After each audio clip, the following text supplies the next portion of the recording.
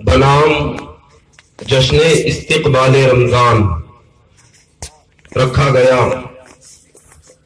جس میں موضوع کا تعین کیا گیا روزے کے فضائل اور مسائل، اور انشاءاللہ میں تھوڑی دیر رمضان شریف، روزے کے فضائل اور کچھ مسائل انشاءاللہ میں بیان کروں گا۔ اور یہ ہماری خوش نصیبی ہے کہ ہم ماہ رمضان کا استقبال کر رہے ہیں۔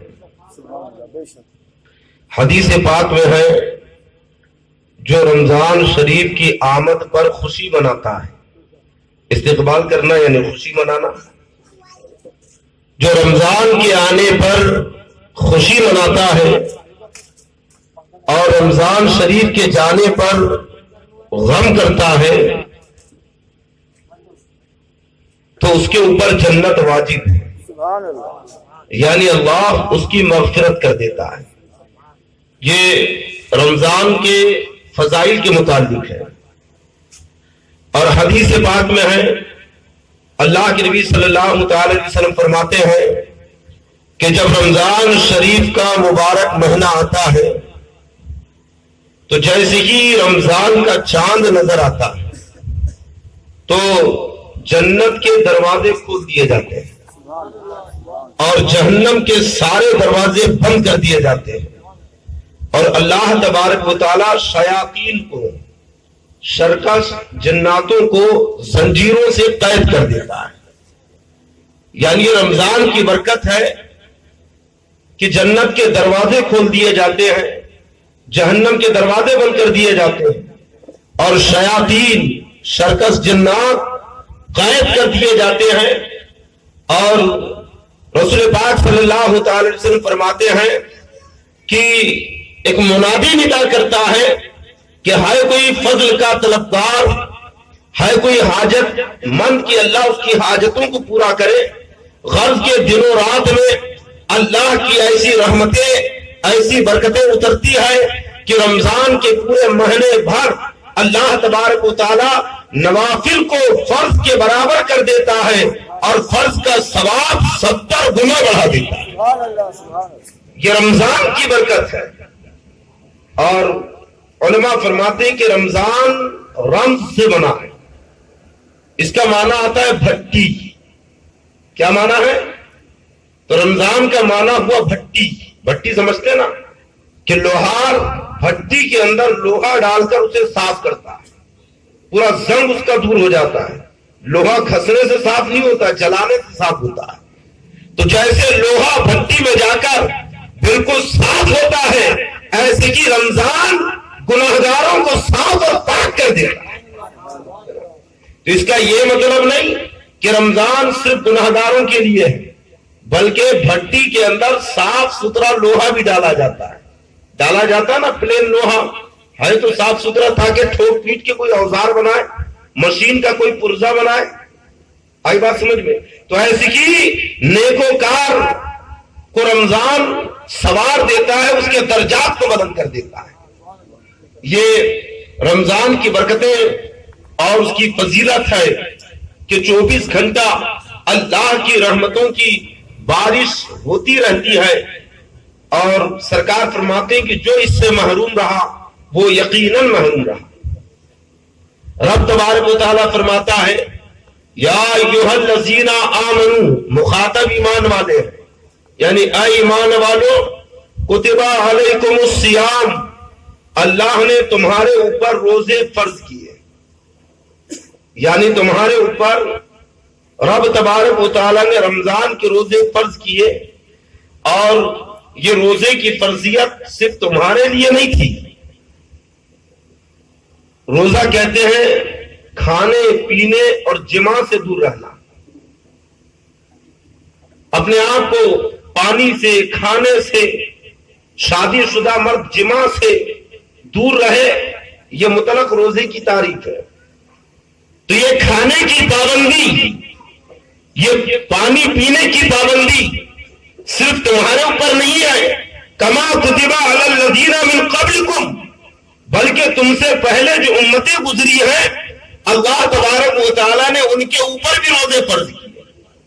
جو تم سے پہلے گزر چکے ہیں ان کے اوپر بھی یہ بھوکا اور پیاسا رہنا تھا، کیونکہ رمضان کے مہینے میں اللہ کے لیے بھوکا پیاسا رہنا یہ عبادت ہے، یہ جہاد بالنفس ہے، یہ قرب الہی کا ذریعہ ہے، اور اسی میں اللہ کی رضا پنہا.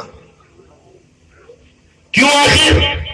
تو اللہ فرماتا ہے لعلکم تتقون، شاید کہ تم پرہیزگار ہو جاؤ، شاید کہ تم متقی بن جاؤ، اس لیے اللہ نے تمہارے اوپر روزے فرض کیے. اچھا، رمضان کے پورے مہینے بھر، پورا ایک مہینہ ہمارے اوپر روزے فرض ہیں، اور یہ نص قطعی سے ثابت ہے. روزے کی فرضیت کا منکر کافر ہے. اگر کوئی کہہ دے کہ معاذ اللہ میں رمضان کے روزوں کو فرض نہیں جانتا تو مسلمان ہی نہیں ہے، اسلام سے نکل جائے گا. کیونکہ روزے یہ اسلام کی بنیادوں میں سے بنیاد اسلام ولا خمس شہادت اشہد لا الہ الا اللہ وان محمد رسول اللہ واقام الصلاۃ وایتاء الزکاۃ وتصوم رمضان وتحج البیت من استطاع الیہ سبیلا. آقا فرماتے اسلام کی بنیاد 5 چیزوں کے اوپر ہے کہ گواہی دینا اللہ کی سوا کوئی معبود نہیں اور میں اللہ کا سچا نبی ہوں. اور آقا فرماتے ہیں کہ نماز قائم کرنا، زکوٰۃ دینا، رمضان کے روزے رکھنا اور حج کرنا، یہ اسلام کی ارکان ہے. اسلام کی بنیاد انہی چیزوں کے اوپر ہے. ان میں سے کسی ایک چیز کا بھی منکر، انکار کرنے والا، وہ مسلمان نہیں ہو سکتا. رمضان کے روزے فرض ہوئے، لیکن جب روزے فرض ہوئے تو ایک دم سے رمضان کے روزے فرض نہیں ہوئے، بلکہ روزے میں 6 مرتبہ تبدیلی ہوئی. پہلے کچھ حکم آیا، پھر وہ منسوخ ہوا، پھر دوسرا حکم آیا، وہ منسوخ ہوا، اور 6ویں بار حکم فائنل ہوا. یعنی روزے میں 6 مرتبہ تبدیلی ہوئی. اور اپنی معلومات میں اضافے کے لیے آپ غور سے سن لیں کہ جب روزے فرض ہوئے تو رمضان کے روزے فرض نہیں ہوئے، بلکہ شوال کے مہینے میں 2 ہجری میں شوال کے مہینے میں روزے فرض ہوئے. اور جب سب سے پہلا جو روزہ فرض ہوا تو عاشورے کا روزہ. سب سے پہلے کون سا روزہ فرض ہوا؟ 10ویں محرم کا. اس کے بعد وہ منسوخ ہوا. پھر ایام 20 کے روزے، یعنی ہر مہینے کی 13، 14، 15 تاریخ کو روزے فرض ہوئے. پھر اس میں تبدیلی ہوئی اور تیسری بار حکم آیا کہ رمضان کے روزے رکھے، لیکن اس میں اختیار دیا گیا، چاہے تو روزہ رکھے یا روزے کے بدلے میں جو نہیں رکھنا ہے، جسے روزہ چاہے وہ تندرست ہو، ہے نا، طاقتور ہو، بوڑھا ہو، جوان ہو، اس کے لیے آپشن تھا، یا تو روزہ رکھے یا ایک روزے کے بدلے میں 2 کلو 45 گرام گیہوں صدقہ کرے، فدیہ دے. یا تو روزہ رکھے یا فدیہ دے، یہ حکم آیا. اس کے بعد میں پھر حکم آیا کہ اب فدیہ نہیں چلے گا، اب روزہ ہی رکھنا ہے. آئی بات سمجھ میں؟ اب فدیہ نہیں دیا جائے گا، اب سب کو روزہ رکھنا ہے. ہاں، اتنا سخت مریض ہے کہ روزہ رکھے گا تو مر جائے گا، یا اس قدر بیمار ہے کہ روزہ رکھے گا تو اس کا مرض بڑھ جائے گا اور جلدی اچھا نہیں ہوگا، یا اتنا بوڑھا ہے کہ اب بالکل روزہ رکھ ہی نہیں سکتا، تو کوئی سنی صحیح عقیدہ باشرع ڈاکٹر اگر اسے منع کرے کہ بھائی آپ روزہ نہیں رکھیے تو اس کے مشورے پر روزہ چھوڑا جائے گا. ذرا سا پیٹ دکھا تو روزہ چھوڑ دیں گے ایسا نہیں، سر دکھا تو روزہ چھوڑ دو نہیں. اور کوئی بھی ڈاکٹر کی بات نہیں، بلکہ ڈاکٹر بھی ہو اور سنی صحیح عقیدہ اور باشرع بھی ہو، یعنی چہرے پہ داڑھی بھی ہو، ورنہ ڈاکٹروں کے چہرے پہ داڑھی وزندار ہوتی ہے. بہت کم ڈاکٹر ملیں گے آپ کو متشرع.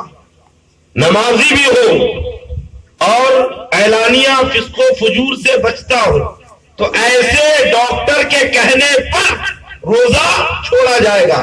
دیکھیے باہر شریعت کے اندر آئی بات سمجھ میں؟ ہر ڈاکٹر کے کہنے پہ روزہ نہیں چھوڑیں گے. تو اب سب کو روزہ رکھنا ہے. فدیہ صرف بچی دے گا جو بہت سخت مریض ہے کہ روزہ رکھے تو مر جائے، ورنہ انتظار کرے گا، روزہ چھوڑے گا، اور اس کے بعد میں پھر جب اچھا ہو گیا تب اس کی قضا کرے گا.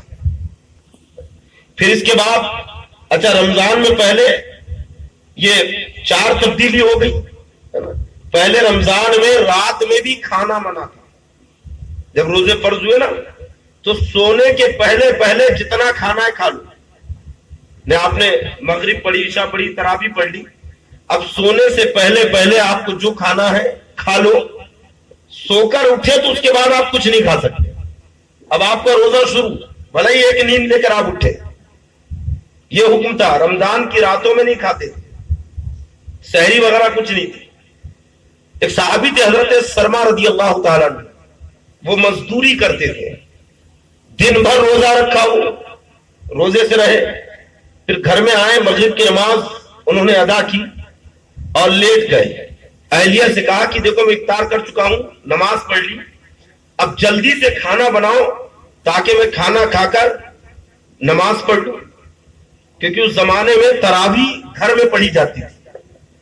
عشاء کی نماز تو جماعت سے ہوتی تھی، لیکن یہ تراویح جو مسجد میں جماعت کے ساتھ ہوتی ہے، حضرت عمر فاروق اعظم نے جاری کیا. سرکار کے زمانے میں، سیدنا ابوبکر صدیق کے زمانے میں تراویح مسجد میں ہوتی تھی. صرف 23 تاریخ، 25 تاریخ اور 26 تاریخ یعنی شب قدر جس میں مناتی ہے، 3 تاریخ میں تراویح مسجد میں جماعت سے ہوتی تھی. باقی تراویح لوگ گھروں میں پڑھتے ہیں. جماعت سے جو 20 رکعت تراویح ہوتی ہے یہ حضرت عمر فاروق اعظم نے. اچھا صحابہ اکرام بھی 20 رکعت ہی پڑھتے تھے، 8 رکعت نہیں پڑھتے تھے، 20 ہی پڑھتے تھے گھروں کے اندر. ہاں جماعت سے پڑھنے کا اہتمام سیدنا عمر فاروق اعظم رضی اللہ تعالیٰ عنہ نے کیا. تو اپنی اہلیہ سے کہا جلدی کھانا تیار کرو تاکہ میں اس کھانا کھاؤں اور نماز پڑھ لوں. ادھر اہلیہ کھانا تیار کرنے لگی. تھکے ہوئے تھے، روزے سے بھی تھے، دن بھر انہوں نے مزدوری کی، آنکھ لگ گئی. اور جب نیند سے بیدار کیا ہوئے، ان کی اہلیہ نے اٹھایا کہ اٹھیے، کھانا تیار ہے، کھا لیجیے. تو جیسے اٹھے تو کہتے ہیں کہ ارے میں تو روزے سے ہوں. کیا کہا؟ میں روزے سے ہوں. اور کیوں روزے سے آئے؟ کیونکہ سو کے اٹھ گئے. آئی بات سمجھ. ابتدا میں یہی حکم تھا کہ سونے کے پہلے پہلے جتنا کھانا ہے کھا لے. اب سو کے اٹھا، روزہ شروع، تو اب دن بھر سے روزے سے پانی پی کر افطار کر لیا، اب سو کے اٹھ گئے. اگرچہ ان کی آدھا گھنٹے کی نیند ہوئی لیکن روزہ شروع ہو گیا، کچھ نہیں کھایا. پھر صبح دوسرے دن اٹھے اور کام پہ چلے گئے. تو مسلسل روزے سے رہنے کی وجہ سے ان کے اوپر کمزوری طاری ہو گئی اور مزدوری کرتے کرتے وہ گرے اور بے ہوش ہو گئے. رسول پاک صلی اللہ علیہ وسلم کو ان کا حال بیان کیا گیا کہ یا رسول اللہ، سلمہ نے 24 گھنٹے کا روزہ رکھ لیا اور ایسا حادثہ ہو گیا کہ تھکے ہوئے تھے، نیند غالب آ گئی، اب سو کے اٹھے تو روزہ شروع ہو گیا. تو پھر حکم آیا کہ رمضان کی راتوں میں کھانے کی اجازت ہے. تو اب یہ جو ہمیں کھانے کی اجازت ملی ہے حضرت سلمہ کے واقعے سے، یہ 5ویں تبدیلی ہوئی کہ اب دن بھر بھوکے رہنا. اقیموا الصیام الی اللیل، روزے کو پورا کرو رات تک. تو صبح صادق کے پہلے پہلے جو کھانا ہے کھا لے. جیسے صبح صادق شروع ہوئی، روزہ شروع کب تک؟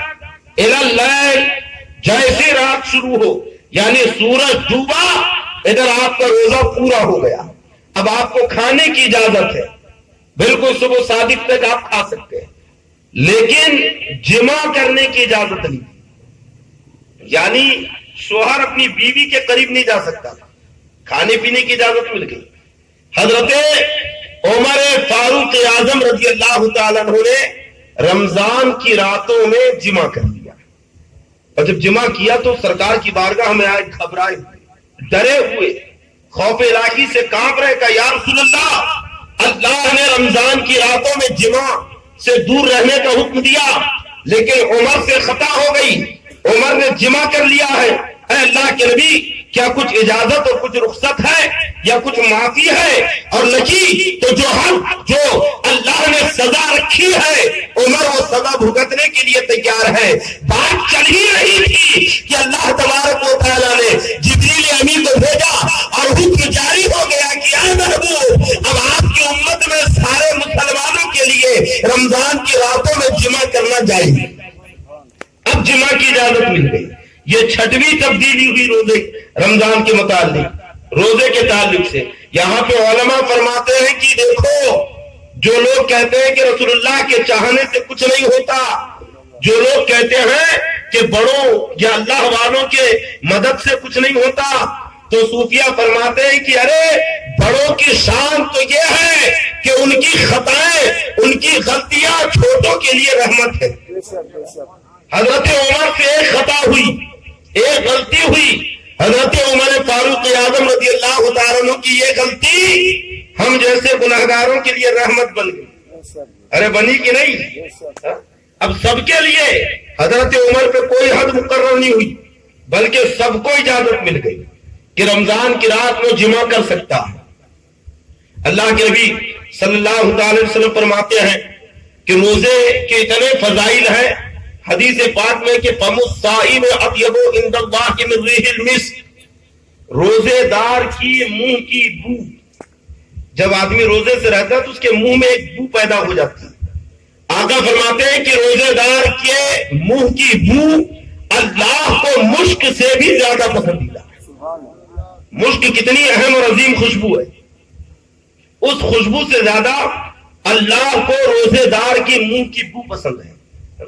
اور ایک حدیث میں ہے سرکار فرماتے ہیں کہ من صام یومن فی سبیل اللہ کی جعل اللہ بینہ و بین النار خندقا کما بین السماء والارض۔ آقا فرماتے کہ جب کوئی اللہ کے لیے ایک دن کا روزہ رکھتا ہے، جب کوئی اللہ کے لیے ایک دن بھوکا اور پیاسا رہتا ہے، تو اللہ تبارک و تعالیٰ اس کے اور جہنم کے درمیان ایک خندق کھود دیتا ہے۔ اس خندق کی چوڑائی، خندق سمجھتے نا، پہلے زمانے میں قلعوں کے ارد گرد جو قلعے ہوتے تھے گہرے گڑھے کھودے جاتے تھے چاروں طرف، جو چوڑے بھی ہوتے اور گہرے بھی ہوتے، تاکہ دشمن اس پر حملہ نہ کر سکے۔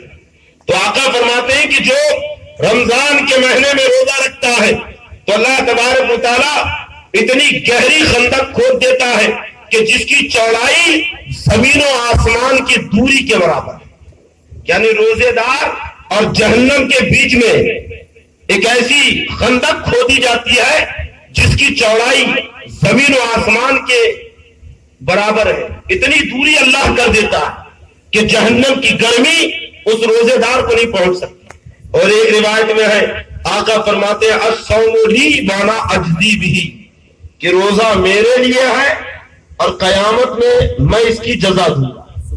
اچھا، روزے کی کیا جزا دے گا یہ نہیں بتایا، حالانکہ آپ دیکھیے نماز کی کیا جزا ہے تو کئی روایتیں موجود ہیں کہ جو نماز پڑھتا ہے اللہ تعالیٰ جنت مجھ سے محل عطا کرے گا، باغات عطا کرے گا۔ صدقے کی کیا فضیلت ہے، کیا اس کا ثواب ہے وہ ذکر کیا گیا۔ زکات دینے کے فضائل کیا ہے وہ بتائے گئے، یہاں تک کہ حج کی فضیلتیں کیا ہے وہ بتائی گئی کہ حج کا ثواب کیا ہے۔ لیکن جب روزے کی بات آئی تو اللہ تبارک و تعالیٰ فرماتا ہے کہ الصوم لی وانا اجزی بہ، کہ روزہ میرے لیے ہے اور میں ہی اس کا بدلہ دوں گا۔ اور ایک روایت میں الصوم لی وانا اجزا بہ، کہ روزہ میرے لیے ہے اور میں خود اس کی جزا ہوں۔ یہ اللہ فرماتا، خود اللہ اس کی جزا، حدیث قدسی ہے یہ، اللہ فرما رہا ہے کہ میں اس کی جزا دوں گا۔ اس لیے کیونکہ سارے کام وہ ہے جو کرنا پڑتا ہے اور روزہ وہ ہے جس میں چھوڑنا پڑتا ہے۔ دوسرے کام وہ ہے جو نظر آتے ہیں، نماز پڑھے تو نظر آ جائے، زکات دے تو آدمی کو دکھ جائے، حج کرے تو وہ نظر آ جائے، لیکن جب آدمی روزہ رکھتا ہے تو نظر نہیں آتا ہے۔ روزہ دکھتا ہے کیا، لیکن پھر بھی رکھا جاتا ہے اور پھر بھی ٹوٹ جاتا ہے، ٹوٹتا ہے کہ نہیں، یہ آراز میں سے ہے نا۔ یعنی روزہ فاسد ہو جاتا ہے ورنہ سمجھانے کے لیے آدمی کو کہنا پڑتا ہے کہ روزہ ٹوٹ گیا. ٹوٹتا وہ ہے جو ثقیل و جسم والا. روزے کا جسم ہے کیا؟ لیکن کیسے ٹوٹا؟ سمجھانے کے لیے کہہ دیا گیا. حقیقت میں روزہ فاسد ہو گیا, ختم ہو گیا ہے نا. کچھ چیزیں ہیں نا ہم آراز کے طور پہ اسے کہہ دیتے ہیں, جیسے کہ اس نے قسم کھایا. قسم کھائی جاتی ہے کیا؟ قسم اٹھائی جاتی ہے. اگر قسم کھائی جاتی تو اس کا تو پیٹ بھر جانا تھا, اور میں تو سمجھتا ہوں کہ اب تک تو لوگوں کے پیٹ پھٹ جانا تھا. اتنی قسمیں, اور عورتیں تو زیادہ کھاتی ہیں بات بات پہ قسم. جبکہ حدیث پاک میں ہے نا رب تبارک و تعالی نے منع فرمایا کہ بات بات پہ اللہ کو قسموں کا نشانہ نہ بناؤ. یعنی سچی قسمیں کھانے سے روکا گیا کہ سچی قسم مت کھاؤ. یہاں تو جھوٹی قسمیں کھا رہے نا. یعنی اس نے صحیح میں ایسا کیا اور پھر کہتا قسم خدا کی میں نے نہیں کیا. یاد رکھو قسم کوئی معمولی چیز نہیں ہے. بات آ گئی تو میں بتا دوں, قسم کو یمین کہتے ہیں عربی میں. اور اگر کوئی قسم اٹھائے اور اس قسم کو پورا نہ کرے, قسم کھائے قسم کو پورا نہ کرے تو اس کے اوپر کفارہ ہے. جیسے کسی نے قسم کھایا کہ قسم خدا کی کل 12 بجے دن میں تیرے پیسے لوٹا دوں گا. سمجھے کیا قسم کھایا؟ کہ 12 بجے کل دن میں تیرے پیسے واپس کر دوں گا, اور دن میں 12 بجے اس نے پیسے واپس نہیں دیے تو گویا اس نے قسم پوری نہیں کیا, قسم توڑا. تو جو قسم پوری نہ کرے اور توڑ دے تو اب اس کے اوپر کفارہ کیا ہے؟ یا تو ایک غلام آزاد کرے, اور نہیں کر سکتا اور اب زمانہ بھی نہیں ہے غلاموں کا, تو 3 روزے رکھے. 3 روزے بھی نہیں رکھ سکتا تو 10 مسکینوں کو کھانا کھلائے. یہ ہے کفارہ یمین. کیا ہے؟ اب قسم تو نہیں کھائیں گے اور یہ مسئلے سب کو بتانا کہ بھئی قسم کوئی معمولی چیز نہیں ہے. اگر کوئی قسم کھائے اور پوری نہ کرے تو اس کے اوپر یا تو ایک غلام آزاد کرنا ہے, یا 3 روزے رکھنا ہے, یا 10 مسکینوں کو کھانا کھلانا ہے. سمجھے؟ اب قسم نہیں کھانا. لیکن کوئی کتنی بھی قسم کھائے تو پیٹ بھرتا ہے کیا؟ نہیں بھرتا, کیونکہ آراز میں سے. ویسے روزہ نہیں ٹوٹتا کیونکہ نظر نہیں آتا. اللہ فرماتا ہے کہ روزے کی جزا میں دوں گا. یعنی کل قیامت کے دن آدمی اپنی نیکیوں کے پہاڑ لے کر آئے گا. نماز کی نیکیاں ہوں گی, روزے کی نیکیاں ہوں گی, حج و زکات کی نیکیاں ہوں گی, لیکن نیکیاں لانے والا مقروض بھی ہوگا, اس کے اوپر دنیا بھر کا قرض ہوگا, لوگوں کے حقوق بھی ہوں گے. اللہ تبارک و تعالیٰ بدلے میں جتنے لوگوں کا حق اس کے اوپر تھا وہ قیامت میں نیکیوں کی شکل میں دیا جائے گا. کوئی آ کر کہے گا کہ مولا اس نے مجھے گالی دی تھی, آج میں انصاف چاہتا ہوں. اللہ فرمائے گا اس کی نیکیاں اسے دے دو. کوئی کہے گا مولا اس نے میری غیبت کی تھی, اللہ فرمائے گا اس کی نیکیاں اسے دے دو. کوئی کہے گا اے اللہ اس نے مجھے مارا تھا ناحق, اللہ فرمائے گا اس کی نیکیاں اسے دے دو. کوئی کہے گا مولا اس نے مجھ سے دنیا میں پیسے لیے تھے لیکن واپس نہیں کیا, اللہ فرمائے گا اس کی نیکیاں اسے جس کے پیسے لیے اسے واپس کر دیے جائے. کوئی کہے گا اس نے میرے مکان پہ قبضہ کیا تھا, کوئی کہے گا میری زمین پہ قبضہ کیا تھا, کوئی کہے گا اس نے میرے کھیت اور کھلیان پہ قبضہ کیا تھا. یہاں تک کہ ساری نیکیاں دے دی جائیں گی, اس کے روز اس کے نمازیں دے دی جائیں گی, اس کے حج و زکات کی نیکیاں دے دی جائیں گی. لیکن اللہ فرماتا ہے کہ روزے نہیں دیے جائیں گے. کیوں؟ اللہ فرمائے گا روزہ میرے لیے ہے, یہ کسی کو نہیں دیا جائے گا. اے فرشتوں بدلے میں سے کچھ اور دو, لیکن روزہ نہ دو, کیونکہ بندے کا روزہ خالص میرے لیے. سمجھے؟ یہ ہے روزے کی اہمیت کہ جو اللہ کے لیے روزہ رکھتا ہے ساری نیکیاں دے دی جائیں گی لیکن روزے نہیں دیے جائیں گے. یہ مقام روزہ ہے. اور اللہ تبارک و تعالیٰ کو روزدار اتنا پسند ہے کہ فرماتا ہے, حدیث پاک میں ہے, سرکار فرماتی کہ روزے دار کے لیے 2 خوشی ہے. روزے دار کے لیے 2 خوشی. ایک افطار کے وقت اور دوسرا اپنے رب کے دیدار کے وقت. اب بتائیے کہ افطار کتنا خوشی کا موقع ہے اور پھر رب کا دیدار ہے نا. اس لیے کہا گیا کہ جب افطار کا وقت ہو, دسترخوان لگ جائے تو اس وقت دعا مانگی جائے, کیونکہ افطار کے وقت جو دعا کی جاتی ہے اللہ تبارک و تعالی وہ دعا قبول کرتا ہے.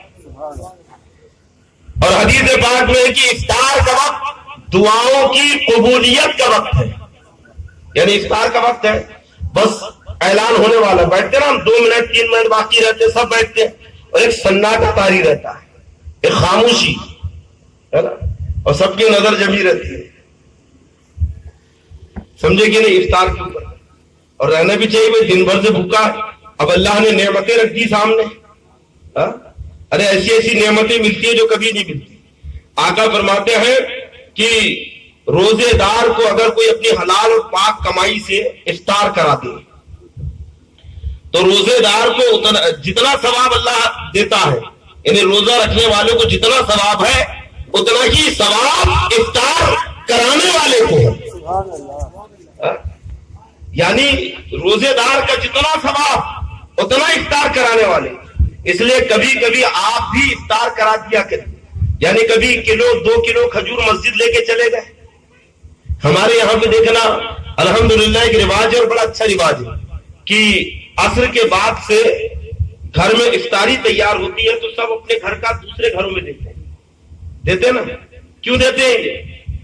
اسی لیے کیونکہ جو روزے دار کو افطار کرائے گا تو آقا فرماتے اسے بھی اتنا ہی ثواب ملے گا. تو آپ خود تو روزہ رکھ کر اپنے گھر میں پکا کے کھا رکھے ہیں, لیکن ہم دوسروں کے گھر میں بھی بھیج دیتے ہیں تاکہ جب وہ کھائے گا تو اس کے روزے کا ثواب بھی ہمیں ملے گا. اس کا یہ مطلب نہیں کہ اس کے ثواب میں کوئی کمی ہوگی, نہیں. اس کا میں ایک آسان طریقہ آپ کو بتاؤں, روز ثواب حاصل کریے. خود تو روزے سے ہم اب ہاتھ میں کھجور لے کے بیٹھے رہتے, دینے والے نے آپ کو کھجور دیا, آپ کو ثواب مل گیا, اس کو بھی ثواب ملا دینے کا. اب آپ چاہتے ہیں کہ بھائی کیونکہ کھجور کے آپ مالک بن گئے, اب آپ چاہتے ہیں کہ بھائی مجھے بھی اتنا ہی ثواب ملے جتنا روزے دار کو ہے, جبکہ خدا آپ روزے سے, تو آپ بازو والے کو اپنا کھجور دے دیجیے اور اس سے کہی بھائی تو اپنا کھجور مجھے دے دے تاکہ میں تجھے افطار کرا دوں, تو مجھے افطار کرا دے. دونوں کو ثواب. آئی بات سمجھ میں؟ اور جب کھانے کے لیے بیٹھے تو اعتدال کے ساتھ, اگر ایک ہی طرح کی چیز شین کے اندر موجود ہو, ایک ہی طرح کی, تو حکم یہ ہے کہ اپنے سامنے سے کھائے. اور اگر مختلف قسم کی چیزیں ہیں تو ادھر ادھر سے اٹھا سکتا ہے, تو ادھر ادھر سے اٹھا سکتا ہے. اس کا مطلب یہ نہیں کہ کسی کے ہاتھ سے لے سکتا ہے. اور میں نے تو سنا ہے کہ بھائی بالکل اٹھ رہا ہے, اس کے ہاتھ میں اگر بس وہیں سے غائب. ایسا تو نہیں ہے. کھانے پینے میں ہمیں دوسروں کی بھی پرواہ کرنا, کیونکہ مہمان نوازی اور دوسروں کی بھوک کا خیال ہے نا. ورنہ ہوتا یہ ہے کہ دوسرے کا کیا ہو کیا نہ ہو, اسے کچھ ملے نہ ملے, لیکن ہمارا بھلا ہو جائے, ایسا نہیں ہونا چاہیے. آئی بات سمجھ میں؟ کیونکہ آدمی کبھی کبھی ہوتا یہ ہے کہ اپنے کھانے کی فکر میں سب کو چھوڑ دیتا ہے. کس کا کتنا بڑا نقصان ہو رہا ہے, کسی کو کھڑا کر دیا, فون لگا کر, ہاں بات 10 منٹ وہیں پہ کھڑے رہے چوک کے اوپر, ابھی آ رہا ہوں, نیاز ہے نا, 2 منٹ میں آیا. اب وہ کھڑا ہے, بھول گیا کہ اس کا کوئی انتظار کرنا. ایک مرتبہ نصر الدین شاہ جو ہے وہ بیل گاڑی کے اوپر اناج کے بورے بھر کے نکلا اپنے شہر سے. ابھی شہر سے نکل کے تھوڑی دور گیا کہ بیل گاڑی کا چکا نکل گیا. اب وہ اکیلے بیٹھ کر جو ہے بالکل چکا کھینچ رہا ہے. دور ایک آدمی بیٹھا ہوا ہے جھاڑ کے نیچے اور وہ کھانا کھا رہا ہے. تو نصر الدین کہتا ہے بھائی تھوڑی مدد کرو آ کر.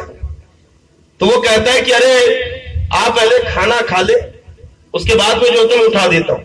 تو نصر الدین کہتا نہیں یار, اگر کھانے میں لگ جاؤں گا تو بشیر ناراض ہو جائے گا, بشیر خفا ہو جائے گا. تو کہا کہ ارے نہیں ہوتا, تو آ تو کھا تو لے. کہ صحیح میں نہیں ہوگا؟ کہ نہیں ہوگا. نصر الدین کیا بہترین بیٹھا اور اطمینان سے اس کے ساتھ کھانا کھایا, ہاتھ واتھ دھویا, بالکل کھا کر فارغ ہوا, اچھے سے پیٹ بھر گیا. اب کہتا بھائی چل تھوڑا جلدی کر لے تو بشیر صحیح میں غصہ ہو جائے گا. تو دونوں گئے, دونوں ہاتھ لگا رہے, کہا جلدی کر یار, بڑی فکر ہو رہی ہے, بشیر ناراض ہو جائے گا. تو آدمی کہتا ہے نصر الدین اتنا بشیر بشیر کر رہا ہے, آخر تیرا بشیر ہے کہاں جو ناراض ہوگا؟ تو نصر الدین کہتا ہے بیل گاڑی کے نیچے. سمجھے کہ نہیں؟ یعنی کھانے کی فکر میں وہ کوئی مر رہا ہے, بھول گیا اسے. تو وہی حال ہمارا ہے کہ ہم کسی کو کہیں پہ کھڑا کرتے, بیچارہ دھوپ میں کھڑا ہے, اسے کچھ ضروری کام ہوگا. ایسا نہ ہو, ایسی رمضان کے مہینے میں افطار کے موقع پر ایسا نہ ہو کہ ہم دوسروں کو فراموش کر دے بلکہ اپنی فکر کرے. ایسا نہیں, بلکہ سب کی فکر کرے, ہے نا. اللہ کے نبی صلی اللہ علیہ وسلم فرماتے ہیں کہ افطار کے وقت اللہ بندے کو ایسی خوشی عطا کرتا ہے کہ اس خوشی کا کوئی جواب نہیں, اور وہی خوشی اسے رب تبارک و تعالیٰ کے دیدار کے وقت ہوتی.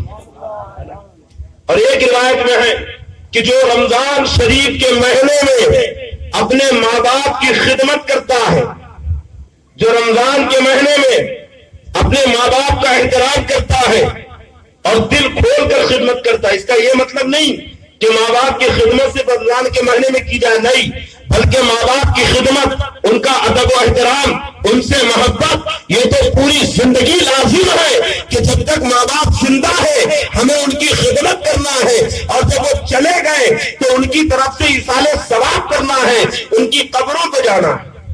لیکن رمضان میں خصوصیت کے ساتھ علامہ عبدالرحمن صفوری رحمۃ اللہ علیہ نے نقل کیا ہے کہ جو رمضان کے مہینے میں ماں باپ کی خدمت کرتا ہے تو اللہ تبارک و تعالیٰ اس کے لیے جنت واجب کر دیتا ہے. اور آقا فرماتے ہیں کہ میں اس کی شفاعت کی ذمہ داری لیتا ہوں. آقا فرماتے ہیں کہ میں اس کی بخشش کا ذمہ لیتا ہوں جو اپنے ماں باپ کی خدمت کرتا ہے.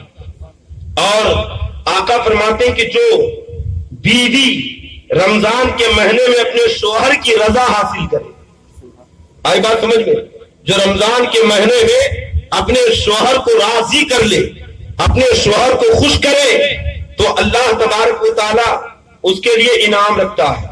آئی بات سمجھ, یہ روایت آپ گھر میں جا کر سنائیں, کیونکہ شروع میں تو بڑی رضا چلتی ہے, بہت عورتیں بھی راضی رہتی ہے, شوہر بھی خوش رہتا ہے.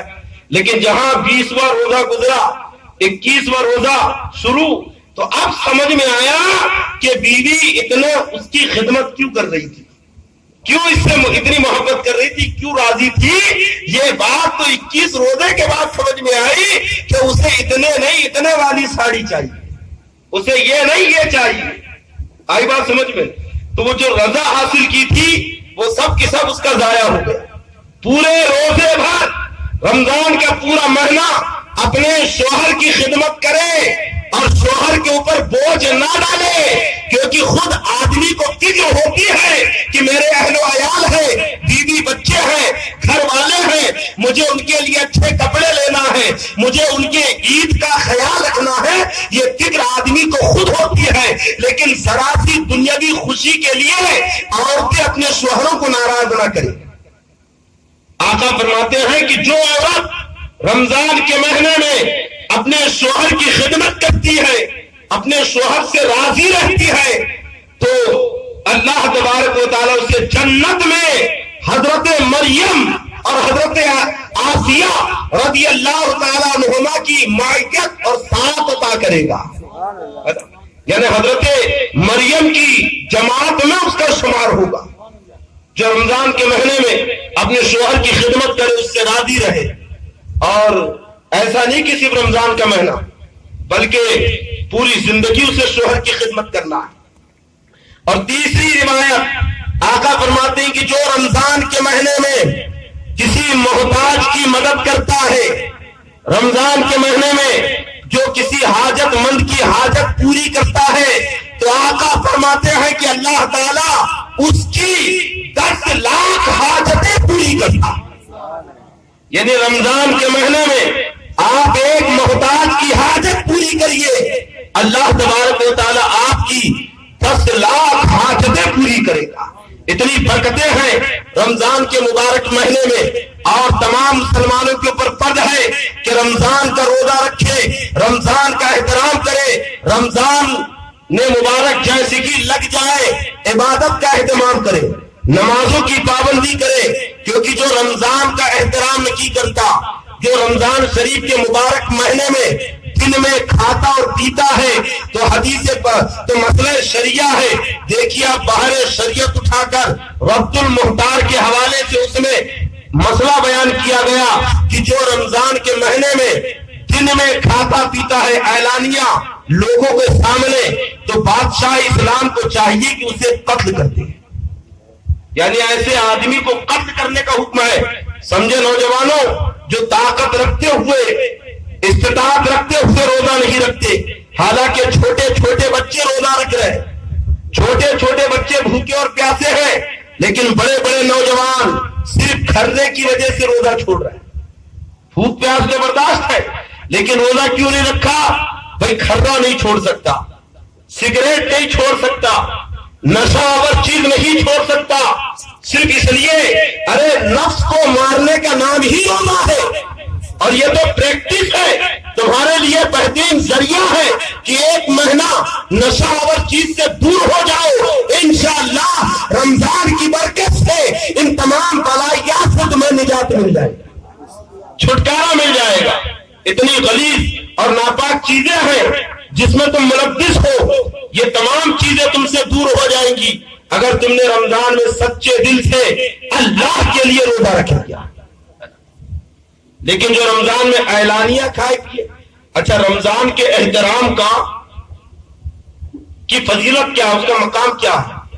علامہ عبدالرحمن صفوری رحمۃ اللہ علیہ نے نزہۃ المجالس کے اندر ایک روایت نقل کی کہ ایک مجوسی تھا، اس مجوسی کا لڑکا دن دہاڑے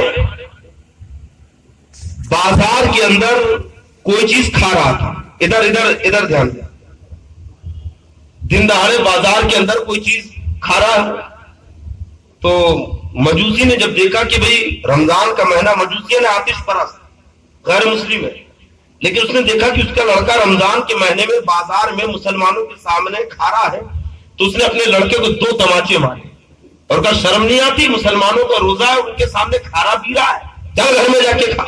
چلا گیا۔ جب کچھ سالوں کے بعد اس مجوسی کا انتقال ہو گیا، وہ چلا گیا، تو اس شہر کے سب سے بڑے جید عالم نے اسے خواب میں دیکھا، اور کیا دیکھا کہ وہ جنت میں ٹہل رہا۔ تعجب ہوا، کہا کہ تو آتش پرست تھا، تو مجوسی تھا، آخر جنت میں کیسے پہنچا؟ کہاں؟ میں غیر مسلم تھا، ایمان والا نہیں تھا، لیکن رمضان کا احترام کرنے کی وجہ سے کہ میرے لڑکے نے جب مسلمانوں کے سامنے رمضان کے مہینے میں کچھ کھایا تو میں نے رمضان کا ادب کرتے ہوئے اسے 2 تماچے لگایا اور اپنے گھر میں بھگایا۔ اللہ کو میرا یہ کام اتنا پسند آیا کہ مرنے کے پہلے اللہ نے مجھے ایمان کی توفیق دے دی، اسلام کی توفیق دے دی۔ یہ ہے رمضان کا احترام، کہ جو رمضان کے مبارک مہینے کا احترام کرتا ہے تو اللہ تبارک و تعالیٰ، بتائیے مجوسی ہے، مشرک ہے، اللہ اسے ایمان کی دولت سے نواز رہا ہے۔ تو جو مسلمان رمضان کا احترام کرے گا، جو مسلمان رمضان کا ادب کرے گا، اس کی عظمتوں اور رفتوں کا عالم کیا ہوگا؟ سمجھے نوجوانوں، ایسا بھی نہ ہو کہ ادھر روزہ رکھ لیا اور روزہ رکھنے کے بعد اب ٹی وی کھول کے بیٹھا ہوا ہے، میچ دیکھتے ہوئے، کرکٹ دیکھتے ہوئے، ٹی وی لگا کے بیٹھا ہے، بالکل پکچر دیکھتے ہوئے۔ نہیں، رمضان شریف کا مہینہ ہے، بالکل چاند دکھنے کے پہلے اگر گھروں میں ٹی ویاں، بہتر یہ کہ گھروں سے ٹی ویاں نکالی دو، میں تو کہتا ہوں بہتر نہیں بلکہ فرض ہے، کیونکہ آج وہ گناہوں کا سبب اور ذریعہ ہے۔ اور نہیں تو کم سے کم رمضان کا چاند دکھنے سے پہلے ٹی ویوں کو کپڑے میں باندھو، اٹھا کے اوپر پھینک دو کہ تمہارے گھر کے بچے اور عورتیں بھی ٹی وی اندر دیکھ سکیں۔ یعنی رمضان کے مبارک مہینے میں بالکل ہونا ہی نہیں، اٹھا دو اسے۔ 1 مہینے تک بالکل ادب و احترام رمضان کا آپ کریں۔ اور خاص طور پہ نوجوانوں، روزہ رکھ لیا تو اس کا یہ مطلب نہیں کہ اب ہم تو روزے سے ہیں، نمازوں سے دور ہو گئے، اب نماز کی کیا ضرورت نہیں، بلکہ نمازیں بھی پڑھنا ہے، روزے بھی رکھنا ہے، اور تراویح بھی پوری پڑھنا ہے۔ شروع کے 5-6 دن کی تراویح واجب ہے ایسا نہیں ہے، بلکہ پورے مہینے کی۔ شروع میں 10 دن تک دیکھو تو بھئی مسجد میں جگہ نہیں، اور اس کے بعد دیکھو تو صفحے کیسی غائب ہوئی پتہ ہی نہیں چلا، اور پھر نظر آ رہے سیدھے شب قدر میں، اور شب قدر ہوئی تو ایسا لگتا ہے کہ رمضان ہی ختم ہو گیا، لگتا ہے کہ نہیں؟ خود آپ بتائیے، شب قدر کے بعد مسجدوں کے اندر بڑی ویرانی، ارے ابھی رمضان کا مہینہ مبارک باقی ہے، ابھی اس کی برکتیں موجود ہیں، لیکن آپ نے روح گردانی کیسے کری؟ اور بہت سارے نوجوان ہم نے دیکھا ہے کہ روزہ رکھ لیتے ہیں، اب کیسے ٹائم پاس کیا جائے، کیونکہ گرمی کا مہینہ ہے، لمبے اور بڑے دن ہیں۔ حضرت علی رضی اللہ تعالیٰ عنہ فرماتے ہیں کہ علی کو اس روزے میں مزہ ہے کہ گرمی کے لمبے لمبے دن ہو، چلچلاتی دھوپ ہو، اور علی کے اوپر شدید پیاس کا غلبہ ہو، اور تب علی اپنی رضا، اپنے رب کی رضا کے لیے ایسے گرم اور لمبے دن میں بھوکا پیاسا ہو، علی کو ایسے روزے پیارے ہیں۔ خود فرماتے حضرت علی کہ روزے کا مزہ تو بھوک اور پیاس کے اندر ہے، روزے کا نام ہی بھوکا پیاسا رہنا۔ لیکن ہمارے نوجوان رمضان کا مبارک مہینہ ہے، کیسے ٹائم پاس کرے، کیسے کرے؟ تو قرآن کی تلاوت کیجئے، پارہ لے کر بیٹھ جائیے، پنسورہ لے کر بیٹھ جائیے، تسبیح لے کر بیٹھ جائیے پڑھنے کے لیے، یا دینی مسائل کی کتاب پڑھیے، ہے نا۔ لیکن بجائے اس کے 8-10 نوجوان جمع ہو جاتے ہیں اور بڑا سے بالکل اینڈرائڈ موبائل رکھ لیا، اب اس کے اندر لوڈو کھیلنے بیٹھ گئے۔ کھیلتے ہیں کہ نہیں لوڈو؟ کون کون کھیلتا ہے؟ بیٹھ کے لوڈو کھیل رہے ہیں، اور نہیں تو بالکل بیٹھ کر کئی گیم تو ایسے میں نے سنے جو آن لائن چلتے ہیں، ہے نا۔ ایک تو اتنا واحیات اور غلیظ گندا کھیلے، ہے نا، 3 پتی تو نہیں کھیلتے نا آپ، یہ بھی جوا ہے، چاہے 52 پتی کھیلو کہ 3 پتی کھیلو، جوا ہے۔ آئی بات سمجھ میں؟ اگر ایسے کوئی گیم آپ کے موبائل میں ہے تو بالکل ڈیلیٹ کریے، اور وعدہ کریے کہ رمضان کے مبارک مہینے میں کوئی بالکل موبائل کے اندر لوڈو گیم 2 بجے رات تک کھیل رہے بیٹھ کر۔ کھیلتے ہیں کہ نہیں؟ بالکل نہیں کھیلیں گے انشاءاللہ، بولیے انشاءاللہ۔ خاص طور پہ نوجوان 3 پتی بالکل ڈیلیٹ کر دیں گے، انشاءاللہ کوئی نہیں کھیلے گا۔ کیا کریں گے رمضان کے مہینے میں؟ قرآن کی تلاوت کریں گے، درود پاک کی کثرت کریں گے، گناہوں سے معافی مانگیں گے، اور کثرت سے استغفار پڑھیں گے۔ کیا پڑھیں گے؟ استغفر اللہ ربی من کل ذنب واتوب الیہ۔ آئی بات سمجھ میں؟ اور یہ کام صرف رمضان میں نہیں بلکہ رمضان کے بعد بھی کرنا ہے، ورنہ جیسی عید کا چاند دکھا، عید دن میں کر لیا، رات میں لے کر پھر بیٹھ گیا۔ اب کسی نے منع کر دیا کہ کیوں؟ تقریر نہیں سنا تھا، مولانا نے منع کیا تھا لوڈو مت کھیلنا، تو کہے گا کہ ارے وہ تو رمضان میں منع کیا تھا۔ تو میں رمضان کی بات نہیں کر رہا ہوں، بلکہ روز بالکل ترک کر دے، رمضان ہو یا غیر رمضان، اپنی راتوں کو موبائلوں کے اندر گیم کھیل کر برباد نہیں کریں گے۔ اور میں نے سنا ہے کہ بھائی قلعے کے لڑکے بڑے حساس بھی ہیں اور باتوں پہ عمل کرنے والے بھی ہیں، حقیقت ہے کہ نہیں؟ جب میں نے یہاں پہ آج سے 3-4 مہینے پہلے پتنگ کے اوپر تقریر کیا تھا تو میں نے سنا کہ آپ لوگوں نے واقعی پتنگ نہیں اڑایا، نہیں اڑائے تھے نا؟ تو انشاءاللہ اس پر بھی عمل کریں گے۔ اور میں نے سنا بہت سارے نوجوانوں نے چکریاں توڑ دی، پتنگ پھاڑ دی، اور حقیقت بھی ہے کہ واقعی نوجوانوں نے عمل کیا۔ تو خدا کے لیے اس پیغام پر بھی عمل کریں کہ موبائلوں میں اپنی راتیں برباد نہیں کریں گے انشاءاللہ، بولیے، گیم وغیرہ نہیں کھیلیں گے، اور موبائل کے اندر کوئی فحش تصاویر، فحش اور گندی فلمیں نہیں دیکھیں گے، کوئی غلط اور گندے لٹریچر، کوئی گندی کہانیاں اپنے موبائلوں کے اندر یا موبائل سے خارج کتابی شکل میں نہیں پڑھیں گے، بولیے انشاءاللہ۔ اس موبائل کی بلا سے دور رہیں گے، بلکہ اللہ کا ذکر کرو، رزق حلال کماؤ، اس لیے کیونکہ رزق حلال کمانا بھی عبادت ہے، سمجھے؟ کیونکہ جب بندہ نمازوں کی پابندی کرتا ہے اور حلال کی روزی کماتا ہے تو اس کا روزی کمانا بھی عبادت ہے۔ انشاءاللہ اسی رمضان سے اپنی زندگی کے اندر ایک تبدیلی پیدا کریں گے، ایک انقلاب لے کر آئیں گے کہ ہم کوئی غلط اور ناجائز کام انشاءاللہ نہیں کریں گے، شریعت مطہرہ پہ عمل کریں گے. آئی بات سمجھ میں؟ ایک روایت اور سن لیں. رسول پاک صلی اللہ تعالی علیہ وسلم فرماتے ہیں، بلکہ صحابہ نے اسے روایت کیا کہ سرکار ایک مرتبہ ممبر کے اوپر چڑھ رہے تھے. جیسے ہی آپ نے ممبر کے پہلے درجے کے اوپر قدم رکھا تو کہا آمین. کیا کہا؟ سن رہے ہیں کہ نہیں؟ نیند تو نہیں آ رہی ہے. کہا آمین. پھر دوسرے درجے پہ قدم رکھا تو کہا آمین. پھر تیسرے درجے پہ قدم رکھا تو کہا آمین. آپ لوگ کہتے ہیں کہ نہیں آمین؟ نہیں کہتے آپ. میں نے مسجدوں میں دیکھا ہے آپ کا کام بچے کرتے ہیں. میں خود جب دعا مانگتا ہوں اللہم ربنا آتینا فی الدنیا حسنۃ وفی الآخرۃ حسنۃ وقنا عذاب النار، جب مسجد میں دعا مانگتے ہیں نا تو صرف بچوں کی آواز آتی ہے، بڑے تو خاموش بیٹھے رہتے بالکل چپ. ہے کہ نہیں قاری صاحب؟ سمجھے کہ نہیں؟ آمین کہتے ہی نہیں ہے. ارے بھائی آمین کہنا چاہیے. حضرت موسیٰ علیہ السلام نے پوری قوم کو جمع کیا، آپ نے دعا کی، قوم نے آمین کہا. کیونکہ ہماری دعا میں اگر اثر نہیں ہے اور آپ لوگوں نے آمین کہہ دیا، کسی ایک کا بھی آمین قبول ہو گیا تو سب کی دعا قبول ہو جائے گی، سب کے کام بن جائیں گے. آئی بات سمجھ میں؟ اس لیے آمین کہنا چاہیے. اور یہ خود میرے آقا کی سنت ہے. صحابہ نے کہا یا رسول اللہ، آپ جب ممبر کے اوپر چڑھ رہے تھے تو آپ نے آمین کیوں کہا؟ آقا فرماتے ہیں جب پہلے درجے پہ قدم رکھا تو جبریل نے کہا کہ یا رسول اللہ، وہ شخص ہلاک اور برباد ہو جائے، بدبخت ہے وہ شخص کہ جس نے اپنے ماں باپ کو بڑھاپے میں پایا اور ان کی خدمت کر کے جنت حاصل نہ کی.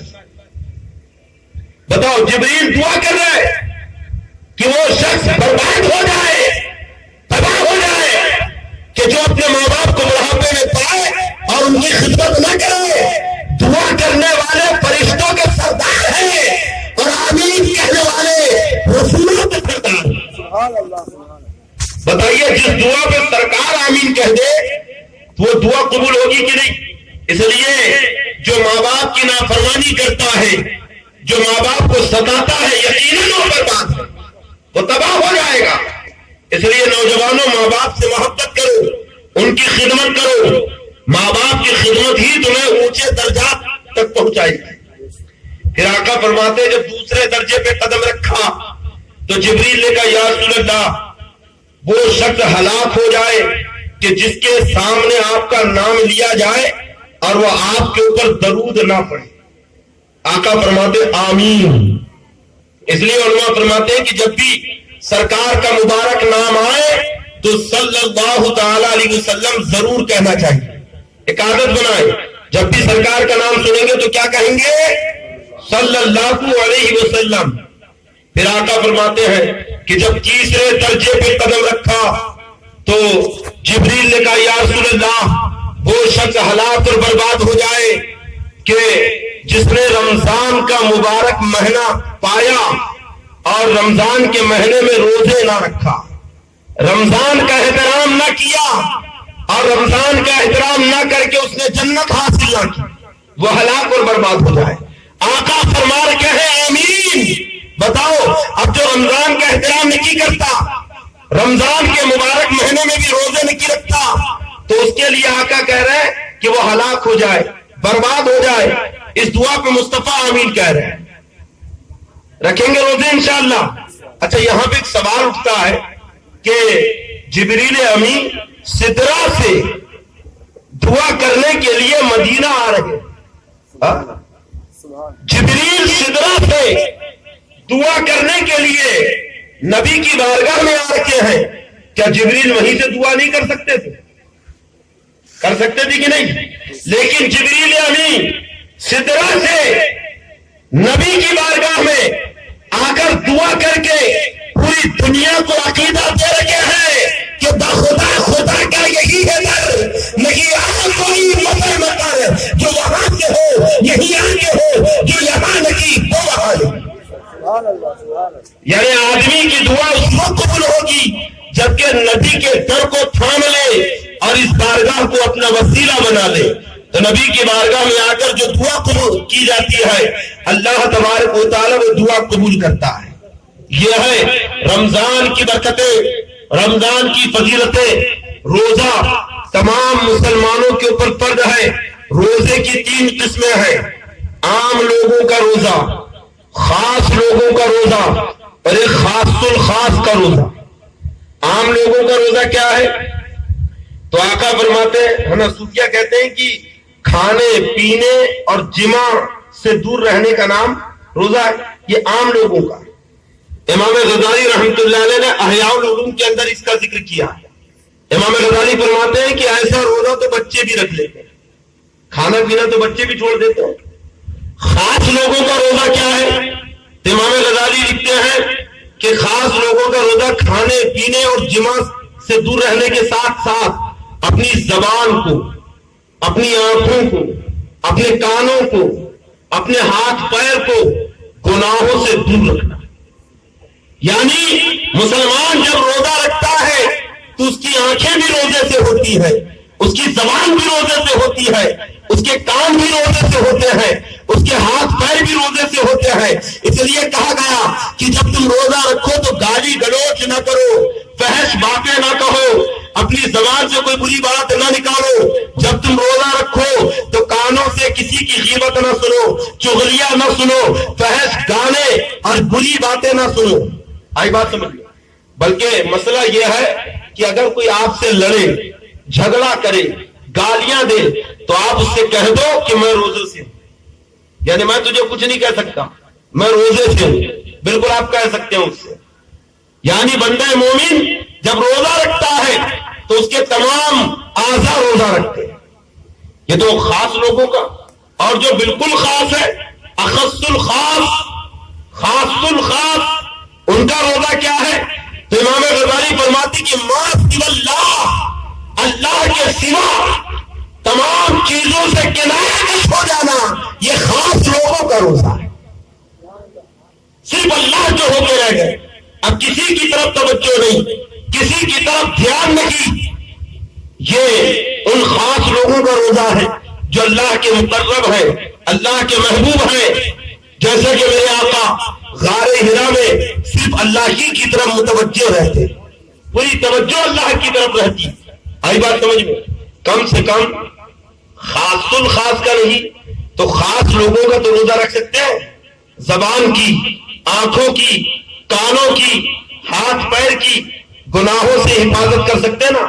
اور جب رمضان شریف آئے تو پورا اہتمام کرے، باقاعدہ پاک صاف کپڑے رکھے، نماز کی پابندی کرے، تراویح کا اہتمام کرے اور خوب جی بھر کے دعا مانگے، جتنا ہو رمضان کے مہینے میں، رمضان کی راتوں میں کثرت سے استغفار پڑھے، آیت الکرسی پڑھے، سورہ یاسین پڑھے اور رب کی بارگاہ میں خود دعا کرے۔ اور ایک روایت میں کہ جب رمضان کا چاند دیکھے تو 7 مرتبہ سورہ فاتحہ پڑھے، سورہ فاتحہ، الحمدللہ کی رب العالمین۔ جو ایسا کرے گا اسے تو ثواب بے شمار ملے گا اور سال بھر اس کی آنکھیں تمام بیماریوں سے محفوظ رہیں گی۔ اور جب رمضان کی پہلی شب آئے تو رمضان کی پہلی شب میں سورہ فتح پڑھے۔ کیا پڑھے؟ انا فتحنا لک فتحا مبینا، سورہ فتح۔ آقا فرماتے جو سورہ فتح پڑھے گا اللہ تبارک و تعالیٰ اس کی بخشش کر دے گا، اس کی مغفرت کر دے گا۔ تو باقاعدہ پورا آپ اپنا وقت ڈیوائڈ کر لیں کہ ہم رمضان کے مہینے میں انشاءاللہ اہتمام کریں گے بالکل تراویح کا، نمازوں کا، کثرت سے استغفار کا، اور جو آخری عشرے میں طاق راتیں ہوتی ہے، شب قدر طاق راتوں کے اندر پوشیدہ ہے، یعنی 21ویں شب، 23ویں شب، 25ویں شب، 27ویں شب، 29ویں شب، یہ 5 راتوں کے اندر شب قدر پنہا ہے۔ لیکن احناف کے نزدیک امام اعظم فرماتے ہیں کہ 27ویں شب کو ہے نا شب قدر ہوتی ہے، اس لیے ہمارے یہاں 27ویں شب میں۔ لیکن یہ 5 راتیں رات بھر عبادت میں، استغفار میں گزارے، اور جو چاند رات ہوتی ہے شوال کی پہلی شب، جیسی عید کا چاند دکھا تو حدیث پاک میں کہ بہت سے لوگ اس رات کی فضیلت سے غافل ہوتے ہیں، حالانکہ یہ مزدوری کی رات ہے۔ آقا فرماتے یہ انعام کی رات ہے کہ مہینہ بھر جو اس نے روز مزدوری کیا، مہینہ بھر جو روزے رکھا، جو اللہ کی اطاعت کی، تو اللہ چاند رات کو شوال کی پہلی شب میں اسے جزا اور انعام دیتا ہے، اور پورے مہینے کی فضیلتیں اس ایک رات کے اندر چھپی ہوتی ہے۔ لہذا اس رات کو صرف خرید و فروخت میں، بازار میں گھوم کے ضائع نہ کرے، بلکہ عبادت میں گزارے، ہے نا۔ اگر آپ سے کسی نے پوچھا روزہ کیا ہے تو آپ کیا کہیں گے؟ کھانے پینے اور جمع سے دور رہنے کا نام روزہ ہے۔ اب اگر کوئی رمضان میں کھا پی لے اور اسے یاد ہے کہ وہ روزے سے ہے تو اس کا روزہ ٹوٹ گیا۔ آئی بات سمجھ میں؟ روزہ اس کا فاسد ہو گیا۔ ہاں اگر بھول کر کھا پی لے تو اس کا روزہ نہیں گیا۔ ایسے ہی بیڑی پینے سے، سگریٹ پینے سے، حقہ پینے سے روزہ ٹوٹ جاتا ہے، تمباکو چبانے سے، کھرے کھانے سے، پان کھانے سے، بھلے وہ منہ میں چبا کر تھوک دے لیکن روزہ ٹوٹ جائے گا۔ شکر یا ایسی کوئی گھلنے والی چیز منہ میں رکھی، اندر نہیں کیا، منہ میں رکھی اور وہ گھل گئی، لعاب بن گئی، اب اس کو اندر کر لیا تو روزہ ٹوٹ گیا۔ دانتوں کے درمیان کوئی چیز پھنسی ہوئی تھی چنے کے برابر، ہے نا، چنے کے برابر یا چنے سے بڑی کوئی چیز دانتوں میں پھنسی ہے، اسے نکال کر، دانتوں سے نکال اور اندر کر لیا تو روزہ ٹوٹ جائے گا۔ غور سے سننا ہے بات کہ چنے کے برابر کوئی چیز ہے، اسے نکالا لکڑی سے اور اندر ہی کر لیا، روزہ ٹوٹ گیا۔ اچھا چنے سے چھوٹی ہے اور اندر کیا تو روزہ نہیں ٹوٹا۔ ہاں چنے سے چھوٹی ہے، اسے باہر نکالا اور پھر اندر کر لیا، اب ٹوٹ گیا۔ منہ میں اندر کیا، چنے سے چھوٹی ہے تو روزہ نہیں ٹوٹا، باہر نکال کے اندر کیا، اب ٹوٹ گیا۔ اور چنے کے برابر ہے اور ویسے اندر کر لیا تو روزہ ٹوٹ گیا۔ آئی بات سمجھ میں؟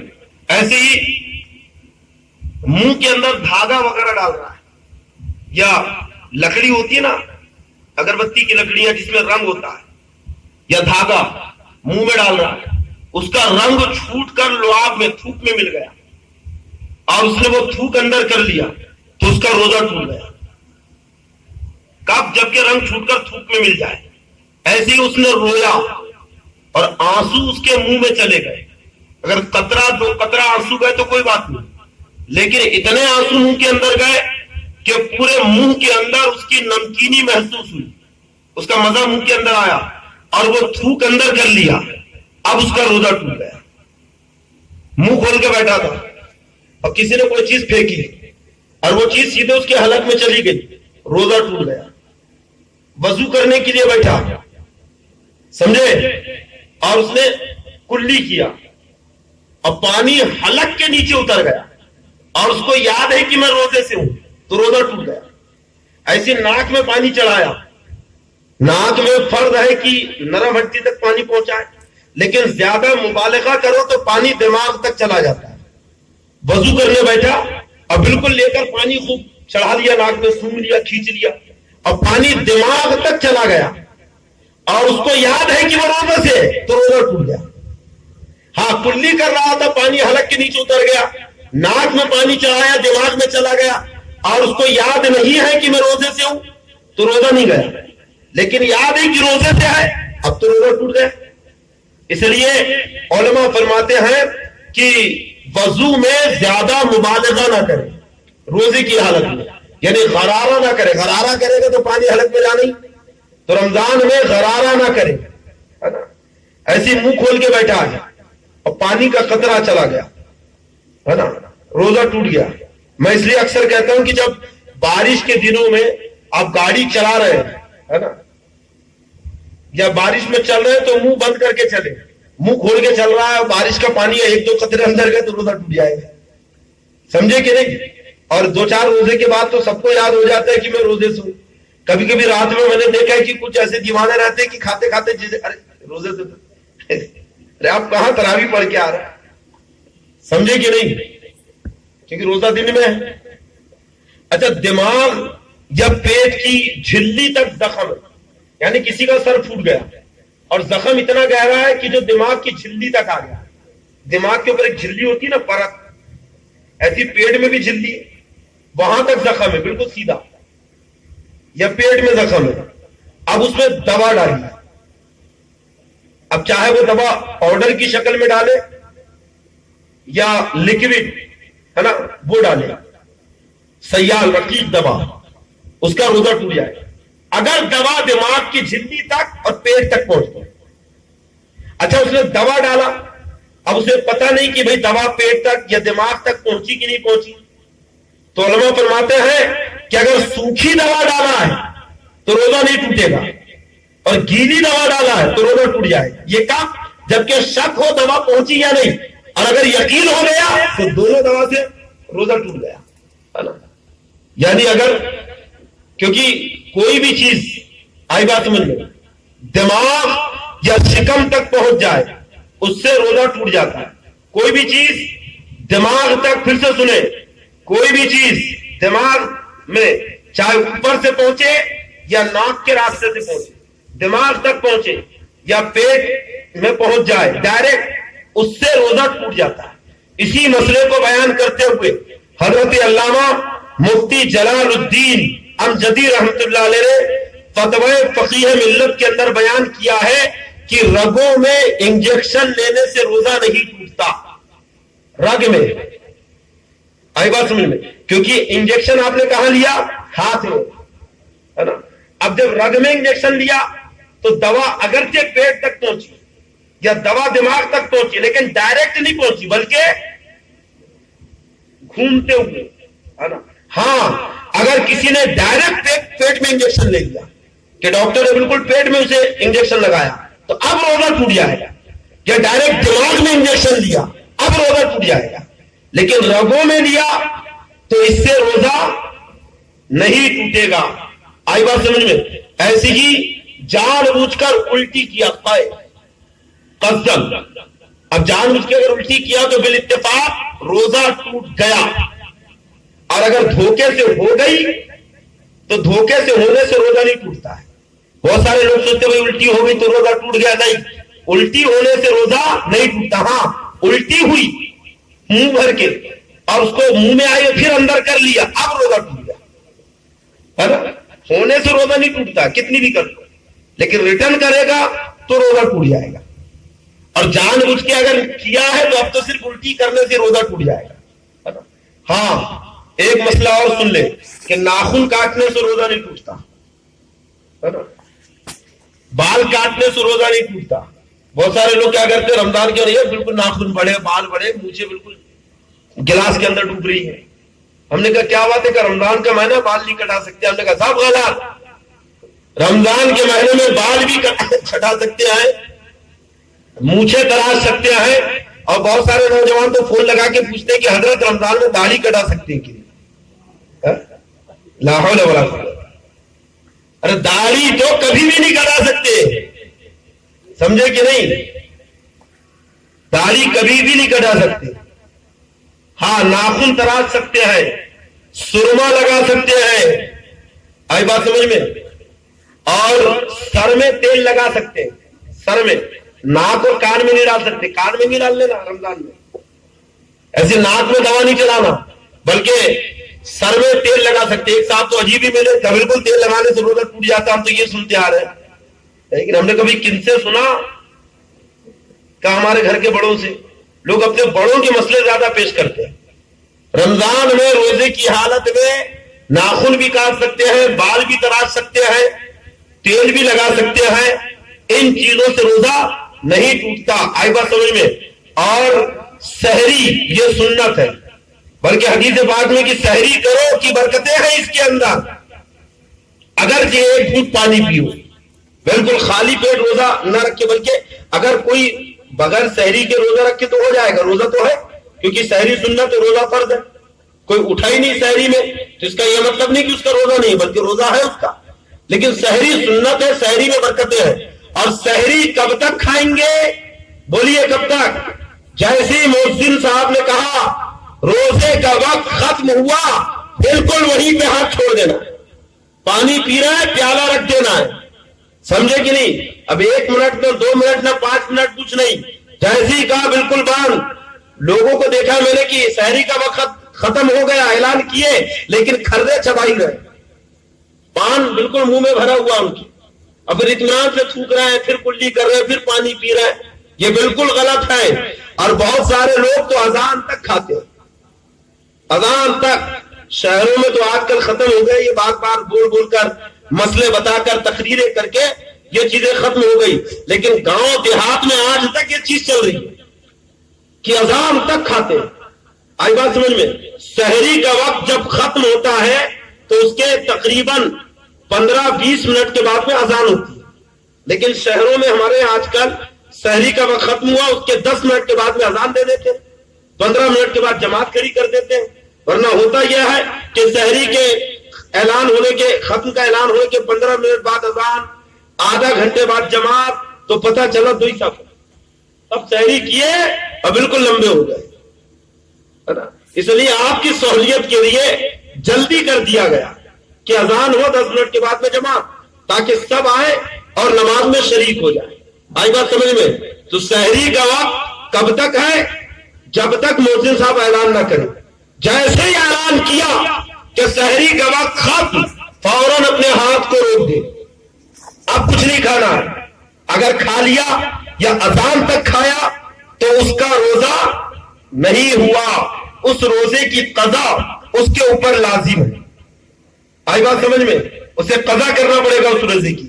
یہ روزے کے مختصر مسائل ہے جو میں نے آپ کے سامنے بیان کی. اور بھی بہت سارے مسئلے ہیں، اگر ضرورت پڑے تو اس فقیر سے رابطہ قائم کرے. یہ ہمارے حضرت علامہ قاری عارف صاحب ہے جو آپ کی مسجد کے امام صاحب بھی ہے، آپ ان سے رابطہ قائم کریں. انشاءاللہ تفصیل کے ساتھ آپ کو روزے کے اور بھی دیگر مسائل بتائے جائیں گے. بس گزارش یہ ہے کہ جو بھی مسئلے بتائے گئے اس پہ عمل پیرا ہو جائے اور رمضان شریف کا خوب ادب و احترام کرے. پورا رمضان کا یعنی اہتمام کرے، نماز کا، تراویح کا، روزے کا، عبادت کا. اور نوجوانوں، یہ مبارک موقع تمہارے ہاتھ لگا ہے کہ رب کی بارگاہ میں گڑ گڑا کر اپنے گناہوں سے سچی توبہ کرو، اپنے گناہوں سے معافی مانگو اور توفیق مانگو رب سے کہ مولا ہم پرہیزگار بن کے، نیکوکار بن کے زندگی گزاریں گے، شریعت کے راستے پہ عمل کریں گے، ہم پوری زندگی تیری رضا حاصل کرنے کی کوشش کرتے رہیں گے. توبہ تم کرو، وعدہ تم کرو، توفیق دینا اللہ کا کام ہے. کریں گے انشاءاللہ نماز کی پابندی. کون کون کرے گا؟ ہاتھ اٹھا کر سب انشاءاللہ پابندی کے ساتھ اور بالکل جماعت کے ساتھ نماز پڑھیں گے. اللہ تبارک و تعالی جو کچھ بھی بیان ہوا ہم تمام کو کہنے اور سننے سے زیادہ اس پہ عمل کی توفیق عطا فرمائے. السلام. بنام جشن استقبال رمضان رکھا گیا